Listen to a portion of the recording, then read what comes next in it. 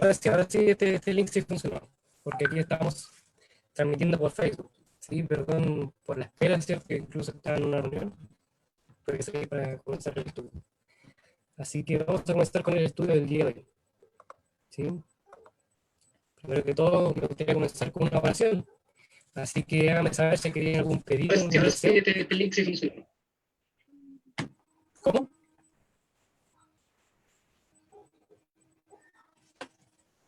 ¿Cómo? ¿No se escucha? ¿Algún pedido, algún deseo para comenzar con una oración?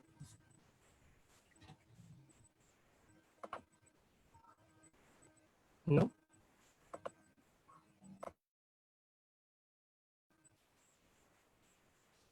Está bien.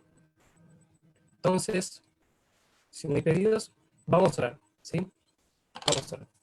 Ahora soy que estás en los cielos, gracias porque nos podemos reunir, Señor, en este día sábado. Gracias porque podemos estudiar tu palabra, Señor. Condúcenos y dirígenos en este estudio. Acompáñanos, Señor, que podamos comprender y encontrar respuesta a nuestras preguntas de por qué hay tanto dolor, tanto sufrimiento, Señor, tanta muerte. Que tu palabra nos pueda hablar en este momento, Señor, y tu Espíritu Santo también nos comente cuál es la verdad. Te lo pedimos en el nombre de Jesús. Amén. Muy bien. Les pido por favor si es que pueden silenciar sus micrófonos, porque esto se está transmitiendo por Facebook. Entonces es importante que cuando ustedes hablan todo eso, se cambie la pantalla, todo. Si ustedes quieren comentar, aprietan cierto ahí y abren el chat para que puedan hablar. ¿Me escuchan, cierto? Ya, perfecto. ¿Me escuchan, cierto? Ya. Voy a compartir pantalla entonces. Eh, Acá. Perfecto.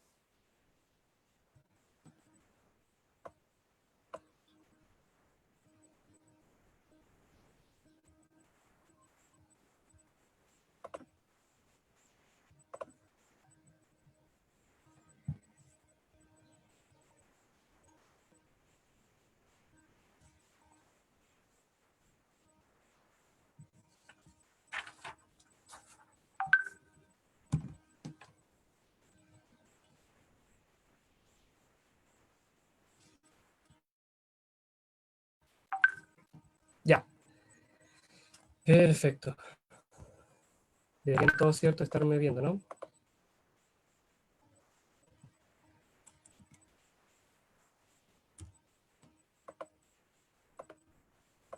Ya. ¿Me escuchan, cierto? ¿Me ven? ¿Sí? ¿Se ve la pantalla? Genial. Para recordarle a todos nuestros amigos que se están uniendo, eh, estamos estudiando lo que es el libro El misterio de la profecía. Sería bueno que cada uno de ustedes lo tuviera ahí a mano. Es este libro, cierto, que tienen ahí. Yo lo tengo acá. Y ustedes también, algunos de ustedes ya lo tienen. Lo pueden, cierto, abrir para que vayamos estudiándolo juntos. Y así también vamos estudiando juntos este libro. Esta es la idea, cierto, de este estudio. Si ustedes lo necesitan, cierto, lo quieren, pueden hablar conmigo de manera personal y así yo se los puedo hacer llegar. ¿Está bien? Así que vamos para allá. El día de hoy corresponde, cierto, al capítulo número 3, que se titula La guerra entre los bastidores de la historia. ¿Qué es esta guerra, cierto? ¿Qué es esta guerra en la cual se habla? Siempre se ha hablado de un conflicto entre el bien y el mal. Vamos a ver, cierto, qué es lo que dice la Biblia respecto a esto. Quiero partir con una pregunta, bueno, en realidad varias preguntas que salen de esto. ¿Sí? Que es lo que nosotros en teología conocemos como el dilema de Epicurio. Epicurio es un filósofo de los primeros siglos, griego, que él, ante todo el sufrimiento que él veía, se hacía una pregunta, que es la siguiente. Si Dios es tan bueno, ¿por qué el mundo es tan malo? O en otras palabras, si se supone que hay un Dios bueno, lleno de amor, ¿Por qué vivimos en un mundo, cierto, lleno de odio, de maldad, de robo? De este dilema de Epicurio se desprenden diferentes otras preguntas, como por ejemplo las que están ahí. Si Dios es amor, ¿por qué sufren tanto las personas inocentes? Eh, ¿Por qué hay tanta crueldad e injusticia, tanto dolor y decepción de la vida? Todas estas cosas. ¿Dónde está Dios cuando los niños pequeños sufren? Cuando le pasan cosas malas a las personas buenas. ¿Él acaso no sabe acerca de esto? ¿No le importa qué es lo que ocurrirá? Muchas personas, ¿cierto?, se hacen estas preguntas y yo creo que en algún momento nosotros también nos habremos hecho alguna de estas preguntas, ¿sí? Entonces vamos a estudiar y ver qué es lo que dice la palabra de Dios y qué es lo que responde el mismo Dios respecto a esto, ante estas preguntas, ¿no? Así que vamos para allá. Quiero presentarles, ¿cierto?, Patmos. Esta es una isla que todos nosotros conocemos. Es conocida y en ella, ¿cierto?, se va a enfocar la primera parte de nuestro estudio. La isla de Patmos, ¿cierto?, es esta pequeña localidad, ustedes la pueden buscar, está en Grecia, existe, es esta isla que está aquí, ¿cierto?, alejada de todas estas otras. Eh, ¿Por qué vamos a partir con esto? Porque la isla de Patmos, en la isla de Patmos fue escrito el último libro de la Biblia, que es el Apocalipsis, ¿sí? Allí se encuentra y se mostró en visión, ¿cierto?, a uno de los discípulos, que es Juan, todo lo que iba a ocurrir. Ahí ustedes pueden ver la isla, ¿cierto?, así es como está ahora actualmente. Eh, es esta que está acá. No se ve muy distante de las otras, pero durante el invierno y gran parte del año la marea sube y obviamente hace imposible cruzar, aunque sea no se vea tanta distancia de aquí hasta acá, se hace imposible cruzar esta distancia. ¿Sí? Y acá se ve poca distancia, pero es gran la distancia que hay acá. Ahora esta isla, ¿cierto?, está habitada, esta es una foto de hace unos años, hay hoteles, todo, ¿cierto?, es un lugar paradisíaco para ir a disfrutar, pero en su momento, esta isla fue una cárcel, ¿sí? Importante. Allá Juan, el último de los discípulos que había quedado vivo, fue enviado a esta cárcel.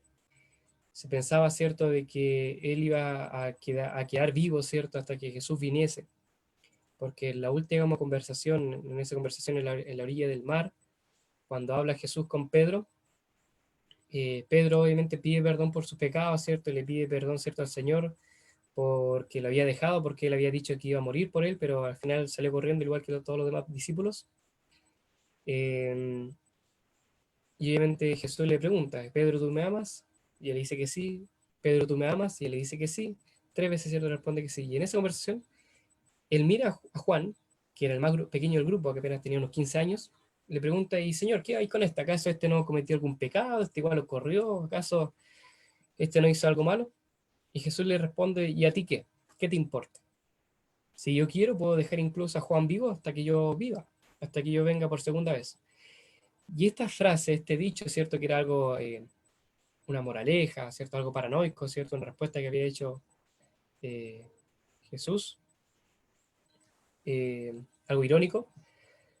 Los discípulos de aquel entonces, ¿cierto?, los judíos, hicieron toda una doctrina en base a esto.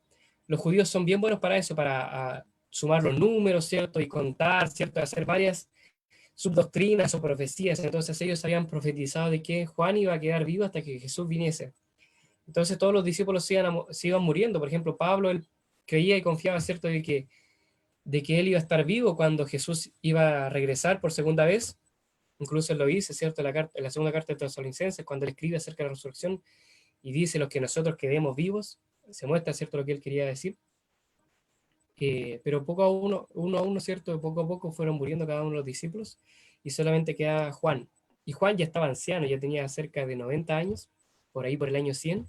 Dice la tradición cristiana, ¿cierto?, Sí, los dichos pasados de boca en boca. Felipe, disculpe que le ¿Sí? interrumpa. Angélica dice que la contraseña no ha podido ingresar y Sandrita dice que no lo escucha. Es la que le mandé. ¿Me escucha usted, cierto? Yo sí, Tiene que conectar el audio. Ella tiene que conectar el audio, si no, vea la transmisión por Facebook, que se le ya. mandé el link. ¿Sí? Entonces, es el último que le mandé, se lo mandé a usted. Compartan, aprovechen de compartir, ¿cierto?, en redes sociales, los que están en Facebook, ¿cierto?, los que están, ¿cierto?, acá en el Zoom, que puedan compartir.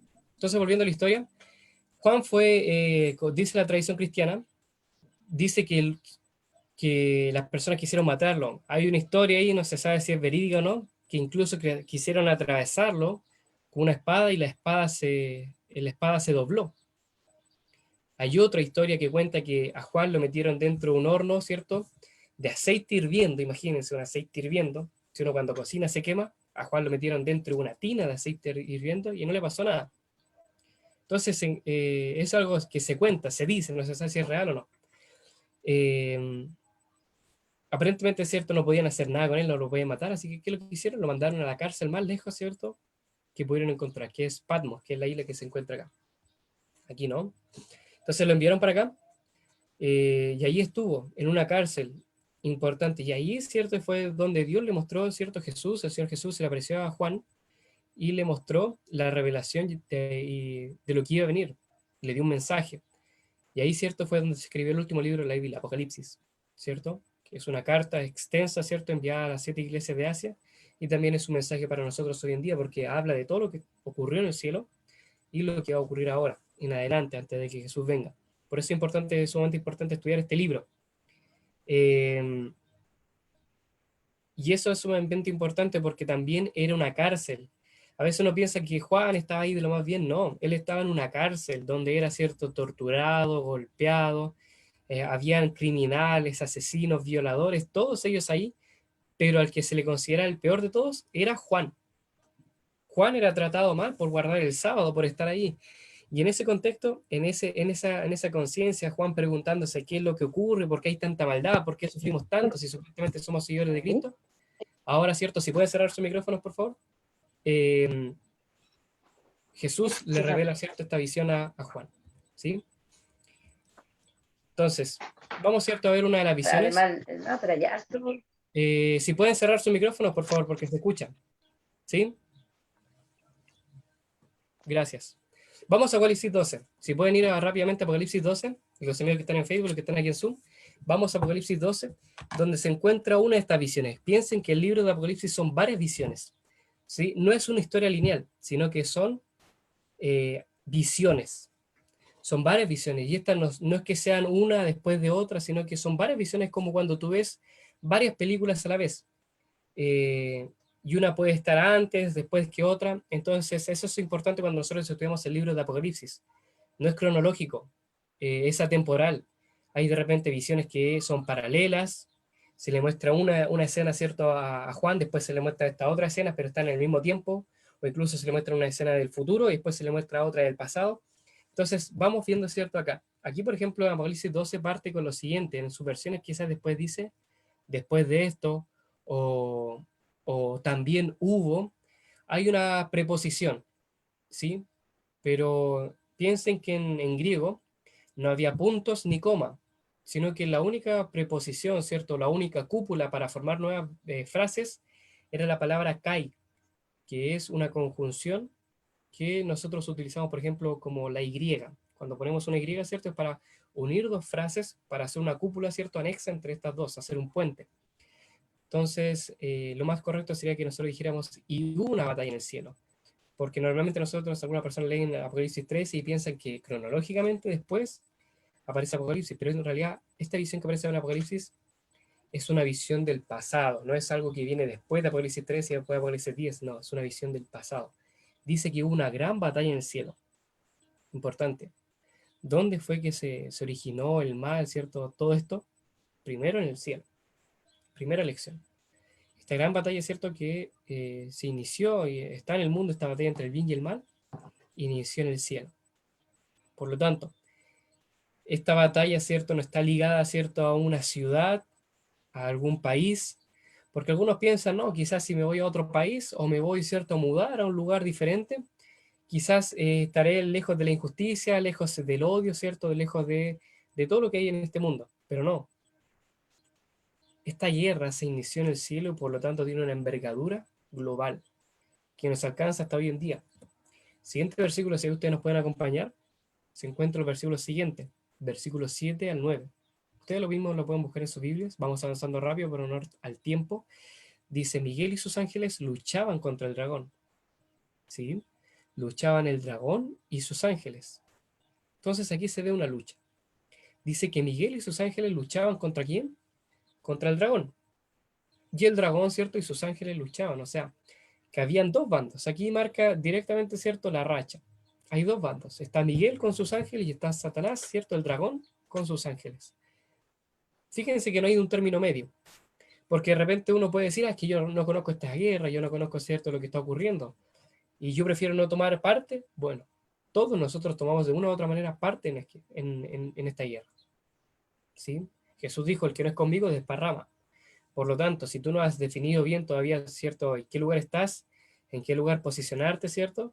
Te quiero decir que tú ya estás en un bando, estás en el bando de las personas que están siendo engañadas, de aquellas personas, ¿cierto?, que se engañan a sí mismas, ¿cierto?, o que bajo el engaño de Satanás están siendo parte, ¿cierto?, de sus acechanzas, están, ¿cierto?, cumpliendo el plan que él quiere que tú cumplas, ¿cierto?, que es no conocer la verdad, que es quedarte en esta tierra sufriendo, muriendo, y es importante que tú tomes un bando. Hay dos bandos, Miguel con sus ángeles y el dragón y sus ángeles. ¿Quién es Miguel? Miguel, si tú te fijas, ¿cierto?, es un nombre interesante. Aparece en Apocalipsis, ¿cierto?, y en otras partes muy pequeñas de la Biblia. Eh, Siempre en las guerras, en las diferentes guerras que um, hay obviamente para que los soldados no sean descubiertos, se les da nombres falsos, por así decirlo, sobrenombres, ¿sí? Obviamente no van a ir con el campo de batalla, ¿cierto?, con sus nombres reales, porque quizás alguien que quede vivo o alguien, ¿cierto?, puede tomar represalias, ir en contra de él, investigarlo, ¿cierto?, ir a matarlo y también buscar a su familia. Por lo tanto, siempre que hay equipos de élite que van a la guerra, se cambian los nombres. Obviamente ellos no tienen en sus uniformes su nombre, sino que tienen otros nombres, por ejemplo, como no sé, el zorro, Apache, Guerrero, Guatón, no sé, se ponen sobrenombres. De la misma manera acá, el nombre de guerra de Jesús es Miguel. Interesante. Y Miguel significa vencedor. Interesante, ¿eh? Entonces, hay dos bandos. Está Jesús, ¿cierto? Por así decirlo. Miguel, que es su nombre de guerra. Jesús, con sus ángeles. Y el dragón y sus ángeles. ¿Quién es el dragón? Aquí mismo dice en el versículo adelante, dice que fue lanzado fuera el dragón, la serpiente antigua que se llama Diablo y Satanás. Es Satanás mismo, el dragón. ¿Sí? El cual engaña al mundo entero y fue arrojado a la tierra y sus ángeles fueron arrojados con él. En otra sección, ¿cierto?, de Apocalipsis también nos dice que el dragón arrastró con su cola la tercera parte de las estrellas del cielo. Y él, junto a sus ángeles que le seguían, junto a sus guerreros, fueron arrojados a la tierra. Fueron desechados del cielo, porque obviamente no puede haber pecado delante de la presencia de Dios, por lo tanto fueron arrojados, fueron vencidos y fueron arrojados al mundo. Y ellos estuvieron quizás en otro mundo, ¿cierto? Pero llegaron a la tierra y acá ellos quisieron instaurar un dominio. Y es por lo cual nosotros nos vemos afectados a todo lo que hay hoy día. Si nosotros vemos que hoy día hay sufrimiento, hay dolor, hay pena, es porque estamos bajo un mundo lleno de pecado por consecuencia de Satanás y sus demonios que están por ahí causando todos estos estragos. ¿Por qué hay sufrimiento? ¿Por qué hay destrucción? La respuesta está acá. Entonces, este conflicto no solamente se limita a la tierra, sino que es un conflicto de manera global. Es una guerra mundial, la más grande guerra mundial jamás habida. Entonces, ¿qué fue lo que ocurrió? ¿Cómo fue que se originó el pecado? ¿Cómo pudo haber sido de que en el cielo se haya originado, ¿cierto?, el pecado? ¿Cómo inició todo esto? ¿De dónde salió Satanás? Veamos ahí lo que dice Ezequiel, capítulo 28, versículo 12 al 17. Ustedes lo pueden buscar ahí. Ezequiel, capítulo 28, versículo 12 al 17. Este es un texto, obviamente, que habla para Tiro, para el rey de Tiro, ¿cierto? Pero es aplicable también a Satanás, porque hay ciertas cosas que nos indican, ¿cierto?, que no solamente se dirige a él, como en Isaías 53, que nosotros vamos a ver más adelante. Isaías no está hablando de Jesús directamente, sino que está hablando de un hijo de una mujer, ¿cierto? Está hablando del hijo sufriente de Isaías, como se le conoce. Pero este texto siempre se aplica a Jesús, así como también los mensajes de las 7 iglesias que eran para, en su contexto, en su tiempo, esos mensajes se pueden aplicar a nosotros, tienen un doble significado, una doble aplicación. También este texto que aparece en Ezequiel 28, versículo 12 al 17. Entonces, vamos a leer. Aquí dice, cierto, hijo de hombre, le habla, cierto, a Ezequiel, ese es el nombre con el cual se dirige Dios a Ezequiel. Dice, levanta endecha sobre el rey de Tiro y dile, así ha dicho Jehová el Señor, tú eras el sello de la perfección, lleno de sabiduría y acabado en hermosura. ¿sí? O sea, piense que le está hablando, ¿cierto?, al rey de Tiro, pero también a Lucifer, que era el nombre que recibía, ¿cierto?, este ángel especial en el cielo, lleno de perfección, sabiduría y hermoso. En Edén, en el huerto de Dios estuviste, o sea, en el cielo, en el huerto de Dios celestial. De toda piedra preciosa era tu vestidura, de cornelina, topacio, jaspe, crisólito, berilio, onice y zafiro, carbuclo, esmeralda y oro. Los primores de tus tamboriles y flautas estuvieron preparados para ti el día de tu creación. Interesante. Si nosotros hemos escuchado eso, que Satanás era Lucifer era el director de coro del cielo, aquí está el versículo. Dice que para su nacimiento fueron creados tamboriles y flautas. Era alguien especializado en la música. Por eso Satanás también utiliza mucho hoy día la música, ¿no? Que es su especialidad, con ese fin fue creado, con el fin de alabar a Dios con la música. Tú, querubín grande, protector, yo te puse en el santo monte de Dios. Allí estuviste y en medio de las piedras de fuego te paseabas. Perfecto eras en todos tus caminos desde el día que fuiste creado hasta que en ti se halló maldad. A causa de la multitud de tus contrataciones, fuiste lleno de iniquidad y pecaste, por lo que yo te eché del monte de Dios y te arrojé entre las piedras del fuego, oh querubín protector. Se enalteció tu corazón a causa de tu hermosura. Corrompiste tu sabiduría a causa de tu esplendor. Yo te arrojaré por tierra, delante de los reyes te pondré para que miren en ti. Entonces estos versículos van mencionando y hablan acerca de cómo era Lucifer, ¿cierto? Satanás anteriormente, cómo era este ángel. Vemos que no era alguien eh, que no lo tuviera nada, ¿cierto? Que no tuviera nada, sino que tenía hartas cosas. Era un querubín, estaba delante de la presencia de Dios, era alguien especialista en música, se le regaló, ¿cierto?, el don de la música, era un querubín protector, o sea, está sobre los ángeles, era de aquellos ciertos ángeles que estaban especialmente delante del trono de Dios para protegerlo, ¿cierto?, y para estar al lado de él y dirigirle alabanza, ¿sí? Dice que en un momento, ¿cierto?, eh, se corrompió su corazón por su hermosura, quería llegar más arriba, y ahí, ¿cierto?, fue cuando él pecó y fue destruido. No sabemos por qué realmente fue su pecado, cómo fue que creció la envidia o quizá el orgullo dentro de su corazón, pero lo que sí sabemos es que en él se originó, ¿cierto?, el pecado. Y él es el padre del pecado, el padre de la mentira, ¿cierto? Y es quien indica, ¿cierto? Y lleva a los hombres a pecar hoy día, ¿sí? Entonces vemos, ¿cierto?, que este hombre, ¿cierto?, este ángel, es corrompido, echado del cielo, y ahora no solamente se conforma con eso, sino que busca corromper al mundo. Eh, Muchas personas se preguntan, pero si Dios eh, era sabio, sabía que se iba a corromper y sabía lo que iba, ¿cierto?, a causar, de que hoy día nosotros íbamos a estar sufriendo, íbamos a tener que estar viviendo hasta los 80 años, un poco más que eso. ¿Por qué directamente no lo mató ahí mismo? ¿Por qué no lo destruyó? Si él es Dios, puede destruir, ¿cierto?, la maldad.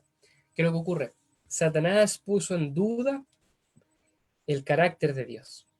Lo primero que él empezó a hacer, ¿cierto?, es que empezó a decirle a los otros ángeles de que Dios era alguien tirano, alguien que los manipulaba, alguien que tenía el control sobre ellos, de que los había creado con una disposición a adorarle.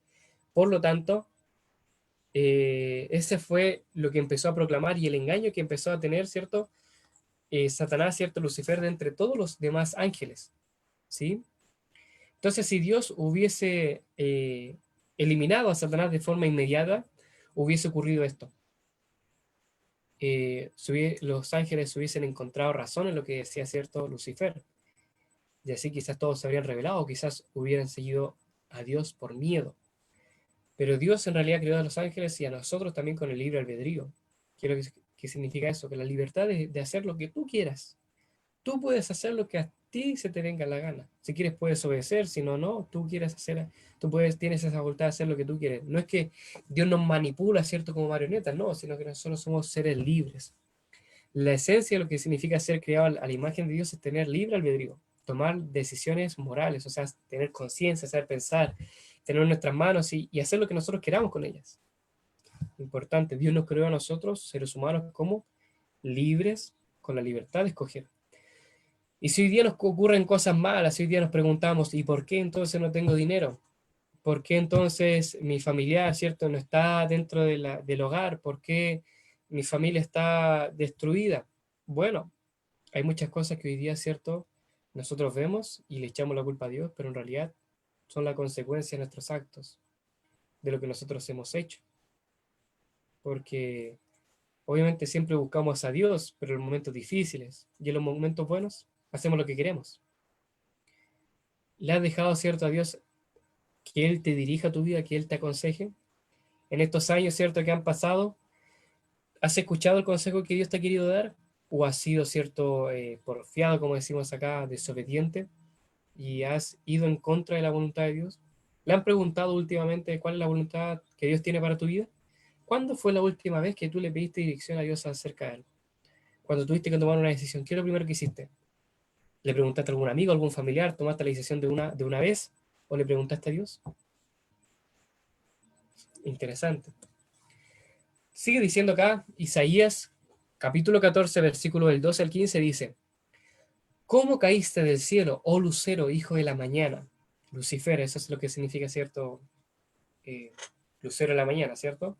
Cortado fuiste por tierra, tú que debilitabas a las naciones, o sea que eras poderoso.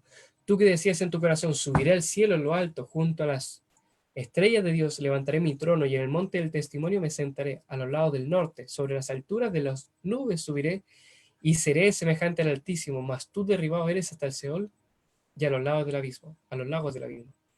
¿Sí? Acá hay otro versículo, ¿cierto?, en Isaías que habla acerca de Lucifer, acerca de Satanás, de este ángel que fue corrompido, que cayó. Habla de que era el lucero de la mañana, pero fue corrompido, ¿cierto? Así que fue cortado. Él tenía esa intención de subir al cielo, de sentarse en el trono de Dios, de ser igual a Dios, quería ser Dios.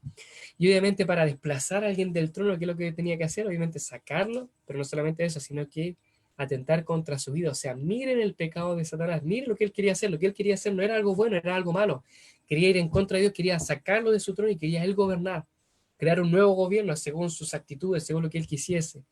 Por eso fue cortado, por eso fue sacado del cielo, porque imagínese el mal que él hubiera hecho si él ahora vivimos en un mundo donde Satanás todos los días hace mal, donde todo lo que nosotros tenemos es consecuencia del pecado. Imagínense lo que él hubiera hecho en el cielo. ¿Sí? En el pecado, ¿cierto? Hay una palabra escondida siempre detrás de ella, y es el yo. ¿Por qué nosotros pecamos? ¿Por qué la gente peca? Bueno, nosotros nacemos con esa predisposición al pecado, nacemos pecadores, somos concebidos en pecado, nuestros padres, nuestras madres son pecadores y nos heredan también el pecado, esa naturaleza que lucha contra lo espiritual y que quiere ir a pecar, a hacer lo malo. Detrás de la palabra pecado siempre está la palabra yo. No hay ningún pecado que sea altruista, es mentira eso que se nos quiere vender con la historia de Peter Pan, por ejemplo, de que él robaba dinero a los ricos para dárselo a los pobres. Eso es mentira, eso no existe, amigo, querida amiga. El pecado es egoísta, es egocéntrico, es orgulloso, es vanidoso. Cada vez que tú pecas, no estás pensando en otra persona, sino que en ti. No buscas el beneficio de ninguna persona, sino que solamente te enfrascas en ti. ¿Por qué es que hoy día hay violadores? ¿Por qué hay ladrones? ¿Por qué hay personas que mienten? Porque buscan beneficiarse a ellos mismos. Buscan ganarse de algo, buscan adquirir algo. Y es por eso, ¿cierto?, que pecan. Por eso es que tú y yo pecamos.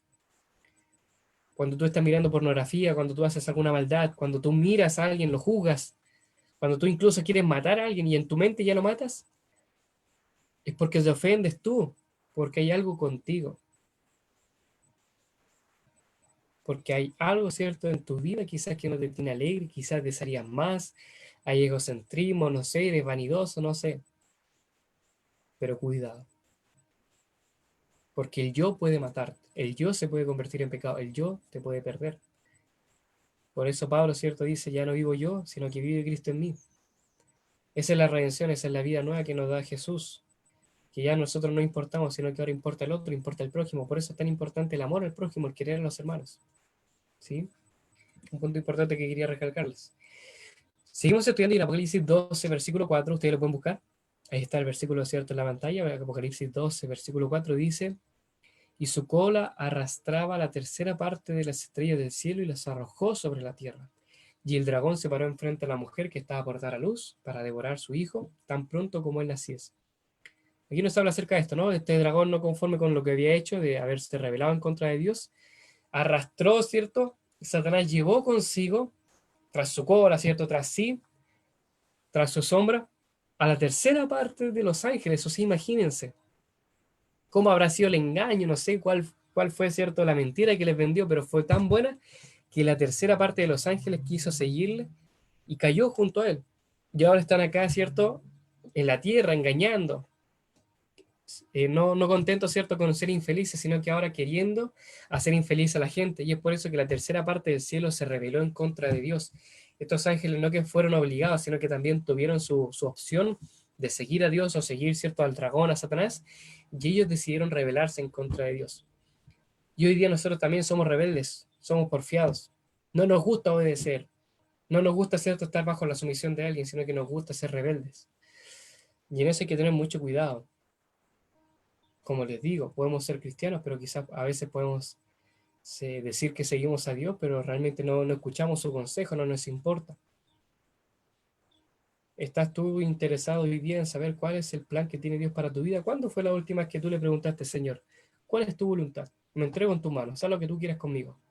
O nos levantamos de mañana, ¿cierto?, sin hacer nuestro culto, sin orar, y hacemos todas nuestras actividades, y después cuando nos pasa algo decimos, oh Señor, ¿dónde estuviste tú? Si no lo invitaste de mañana. El amor es la respuesta a la rebelión del corazón. Todos, como les digo, nacemos rebeldes, pero el amor es aquello que quebranta la rebelión. Obviamente cuando tú eres rebelde contra alguien, no obedeces, ¿cierto?, a tu padre, a tu madre, ¿cierto?, o a alguien a quien te da órdenes, es simplemente por algo, porque tú no lo amas, tú no lo quieres, no lo aprecias, porque hay un odio delante de ti. Es por eso que cada vez que una persona, ¿cierto?, es rebelde, eh, ¿por qué es rebelde? ¿Por qué desobedece?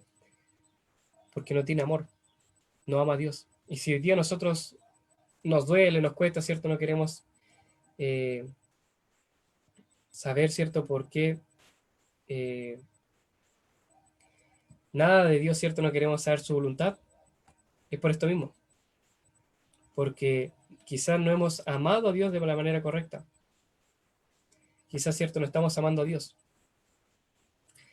Así que la respuesta para la rebelión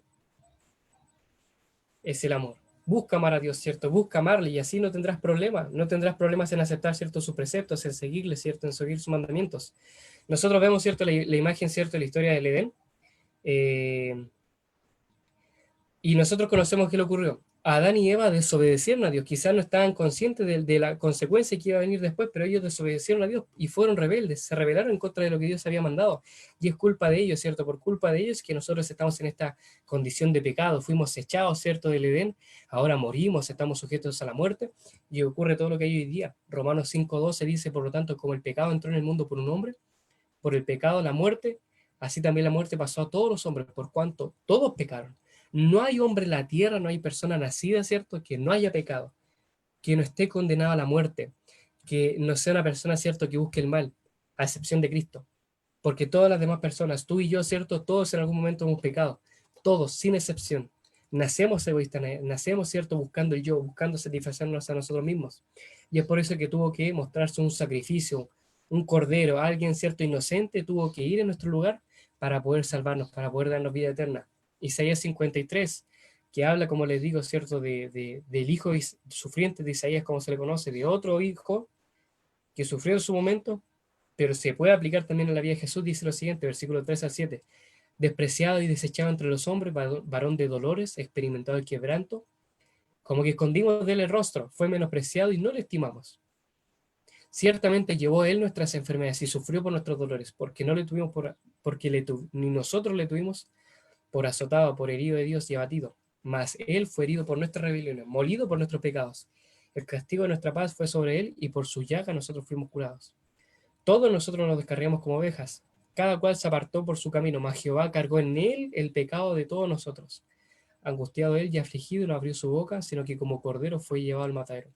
Y como oveja delante de sus trasquiladores, enmudeció y no abrió la boca. Imagínense aquel cordero, ¿cierto?, con el cual fue vestido, ¿cierto?, Adán y Eva. Era un cordero inocente, era un animalito, ¿cierto?, que nunca debió haber conocido la muerte, pero tuvo que morir para cubrir la desnudez de esta pareja, ¿cierto?, que había, ¿cierto?, se había desvestido de la presencia y la gloria de Dios.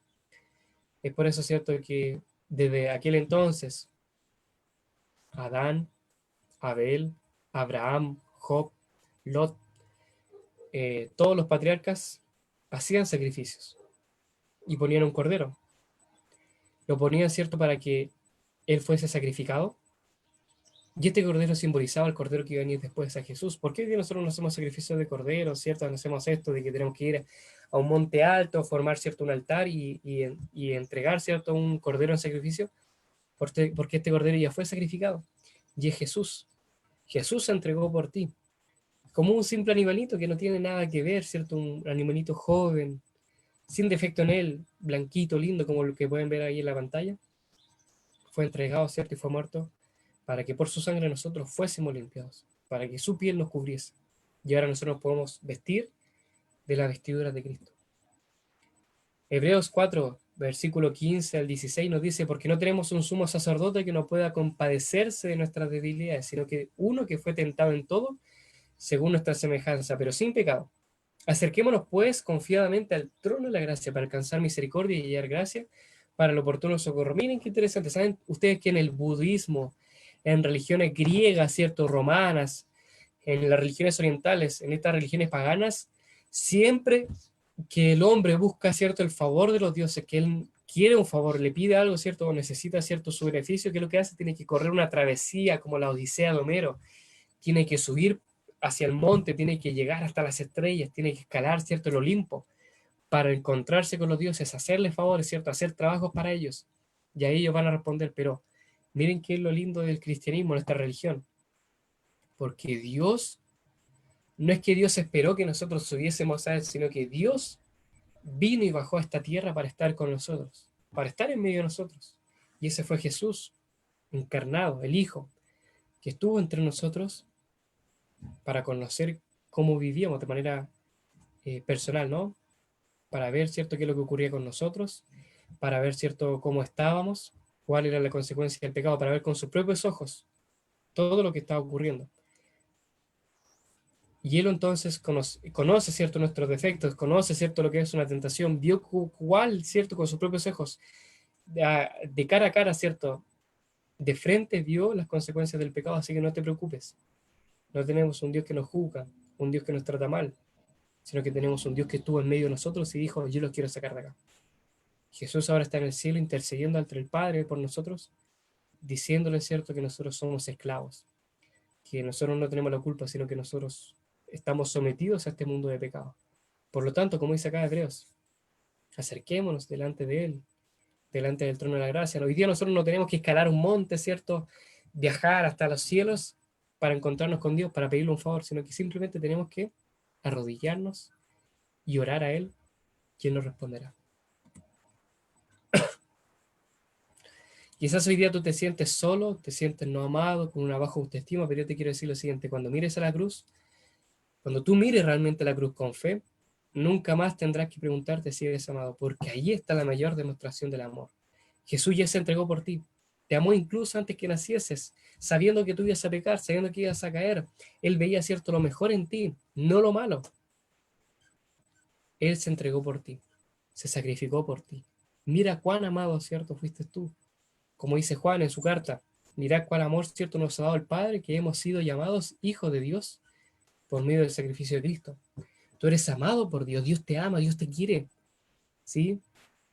Dios te ama realmente y quiere ver el potencial que tú tienes. Él sabe que tú no fuiste creado para llorar.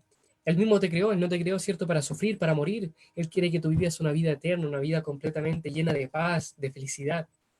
Por lo tanto, Él ya hizo, ¿cierto?, el proceso para que tú puedas salir de aquí. Arregló tus papeles, hizo todo lo posible para que tú hoy día puedas acceder a la salvación, puedas ser salvo. No importa tu pasado, no importa, porque Él derramó tanta sangre, entregó su vida, que con su sangre puede borrar todos tus pecados. Y ahora te puede entregar la vida eterna. Tú eres amado por Dios, no lo olvides. No digas que nadie te ama, no digas que nadie te quiere, porque Dios te ama. No olvides eso. Dios a ti te quiere, Dios te ama, y Cristo se entregó por ti. Así que no digas que estás solo, no digas que nadie te aprecie, porque Dios te ama. Termino con esta historia que se encuentra acá. Hay una historia, ¿cierto?, de un perrito. Acá está, un Golden Retriever. Ahí ustedes ven el perrito. Cuenta la historia de que un hombre estaba vendiendo, ¿cierto?, la camada, ¿cierto?, del Golden Retriever que había tenido, ¿cierto?, su perrita. y tenía varios a la venta, puso, ¿cierto?, un cartel fuera de su casa, y en eso llega un niño, y le dice, yo quiero un perrito. Inmediatamente el hombre, ¿cierto?, llama, ¿cierto?, a los perritos, le silba, y vienen todos estos perritos corriendo, y le dice, perfecto, mira, ¿cuál quieres? Y él los mira, ¿cierto? Y le dice, ¿estos son todos?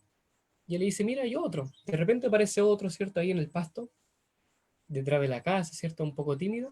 Aparece otro perrito, pero este perrito tenía las piernas, eh, era manco, ¿cierto? Estaba pierna y quebrado. Había nacido con este defecto, ¿cierto? Había tenido un accidente cuando había nacido, ¿cierto? Que se rompieron sus piernitas. Y este perrito, ¿cierto? Solamente caminaba con las piernas, con las petitas de adelante, ¿no? Con sus patas delanteras. Y sus patas traseras estaban rotas. Y él le dice, el niño dice, yo quiero este perrito. Y el caballero, ¿cierto? Que está vendiendo los perritos le dice, no, pero es que este perrito no te va a servir, apenas puede caminar, va a ser un cacho porque más encima hay que operarlo, hay que verlo, se puede caer. Si quieres, llévate los otros perros. Y él dice, no, yo quiero llevarme este perro. Toma, aquí está el dinero. Y le dice, no, no, no, si quieres te lo vendo más barato. No, no, no. Yo voy a pagar el precio de este perrito. Y él le entrega el perrito y le dice, no entiendo por qué quieres este perrito. Tienes estos otros perritos que son más bonitos, son más grandes, son más bonitos. Este otro perro está quebrado, no sirve para nada. Y este niño, ¿cierto? A la vista delante de este hombre, se levanta, ¿cierto?, su pantalón y le muestra que él también, él tenía una prótesis. Él no tenía una pierna. Él había sufrido un accidente. Y él le dice, yo entiendo que este perrito ya fue menospreciado por muchas personas. Y solamente yo entiendo lo que él está sufriendo ahora. Y es por eso que yo lo quiero querer a él. Porque así como nadie me quiere, yo no quiero que a él le pase esto. Yo quiero que él tenga un hogar, que se sienta cobijado, que alguien lo quiera. Asimismo, Jesús entiende nuestro padecimiento. Él sufrió, fue quebrantado, estuvo en un mundo pecado, pero él no pecó. Pero vio las consecuencias del pecado cara a cara, en los peores pecados. Vio aquella consecuencia del pecado que hoy día con el cual tú juegas, ¿cierto? Con el cual bromeas. Él vio todo eso y él se dio cuenta realmente de que el pecado destruye. Y es por eso que él tiene compasión hacia nosotros. Isaías 51:10 dice, no temas porque yo estoy contigo, no desmayes porque yo soy tu Dios, que te esfuerzo, siempre te ayudaré y te sustentaré con la diestra de mi justicia. Ante el pecado, ¿cierto? Ante la consecuencia del pecado, la muerte, el sufrimiento que hay, Dios no es indiferente, sino que Dios ha hecho todo, hizo un sacrificio, proveyó, vino acá a la tierra, incluso se entregó, murió por nosotros y hoy día está en el cielo intercediendo por nosotros. Y él no es que se haya olvidado, sino que Él está preparando moradas, como vimos en el capítulo pasado. Está preparando un lugar para que nosotros podamos vivir con Él. Él está preparando, ¿cierto?, un lugar especial. Él quiere sacarnos de esta tierra y crear una nueva tierra y allí poner nuevamente, ¿cierto?, la ciudad celestial para que todos nosotros seamos parte. Él dice, tranquilo, no temas, yo estoy al lado tuyo, yo te ayudaré, yo estoy contigo, yo te entiendo, yo quiero ayudarte, yo estoy aquí para ti. No rechaces la ayuda del Salvador. Él te extiende su mano. ¿Quieres tomar su mano? Cada vez que te encuentres solo, piensa que el Señor siempre está contigo. Está ahí a tu lado. Quiere ayudarte, quiere acompañarte. Con esto quiero terminar este estudio. ¿Sí? Confiemos siempre en que el Señor está ahí para ayudarnos, que Él no es indiferente, ¿cierto?, al pecado, sino que Él está allí para ayudarnos y acompañarnos. El tiempo se nos ha ido muy rápido, porque empezamos un poquito tarde y tenemos que cerrar esta reunión. Pero quiero dejarles eso. ¿Por qué hoy día hay tanto sufrimiento? Bueno, ya vimos la respuesta. Un ángel que se rebeló, que causó maldad en el cielo, ahora está causando maldad en la tierra, y a veces nosotros le abrimos la puerta, abrimos, ¿cierto?, nuestro cuerpo, nuestra mente, para que Él dañe también nuestro mundo, dañe nuestro cuerpo. Pero Jesús ahora nos quiere dar salvación y nos quiere ayudar, quiere hacer un cambio en nosotros. Entreguémonos a Él, aceptemos la ayuda que Él nos está ofreciendo y, y tomemos, ¿cierto?, el bando que Él nos quiere dar. Seamos guerreros militantes de parte suya. Todos nosotros hemos sido rescatados por Él. El Señor nos ha salvado. Aceptemos esta gracia inmerecida y Sí. entreguémonos al Señor. Y nunca más digamos que nadie nos quiere, que nadie nos ama, porque el Señor se entregó por nosotros y Él quiere nuestra felicidad. Amén. Entonces, oramos. ¿Les parece si oramos? Vamos a orar, ¿sí? Amoroso Dios que estás en los cielos, gracias porque ante la respuesta, Señor, del pecado, ante nuestras malas decisiones, aunque a veces nosotros cerramos o queramos hacer las cosas de la mejor manera, hay alguien detrás de todo esto, Señor, que es Satanás, que quiere vernos caer, que nos quiere destruir, que nos mete, Señor, en este mundo, y vemos que el mundo está en guerra, que hay destrucción, que hay alboroto. Señor, tú nos muestras, Señor, que aún hay salvación, que tú hace mucho tiempo atrás ya hiciste provisión, ¿cierto?, para esto. Gracias, Señor, por el sacrificio que nos hiciste, que nos diste. Que tú entregaste a tu Hijo, Señor, al Señor Jesús, para morir en nuestro lugar, para poder salvarnos. Y gracias por ese regalo, Señor, esa gracia merecida, manifiesta en Jesús, Señor, en el Hijo. Porque hoy día nosotros podemos ser salvos a través de él. Ayúdanos a no mirar este mundo, porque este mundo va a terminar, va a ser perecero. Ayúdanos a mirar el futuro, lo que va a venir ahora, Señor. Porque el Señor Jesús está preparando un lugar nuevo, un mundo nuevo, en el cual quiere que nosotros estemos y está pronto a venir. Que nosotros podamos estar listos y preparados para aquel momento. Bendícenos a cada uno de nosotros, a los que estamos acá, a los que están viendo esta transmisión, esta repetición, que tú puedas hacer con ellos, Señor, y que cada día tú le muestres que tú estás con ellos, que quieres estar junto a nosotros, que nos quieres acompañar, nos quieres ayudar a luchar, a vencer, ¿cierto?, el mal, y también te preocupas por nuestra vida, nos amas y quieres lo mejor para nosotros. Gracias, Señor, por todo lo que tú nos das. Pedimos y agradecemos esto en el nombre de Jesús. Amén. Un gusto, mis queridos hermanos, amigas, hermanas que nos acompañan. Gracias, tenemos que cerrar, pero Gracias. ese ha sido el estudio del día de hoy. Los esperamos, ¿cierto?, para el próximo sábado. Compartan el link, ¿cierto?, la transmisión de Facebook. Que Dios les bendiga. Chao, chao. Gracias. Chao.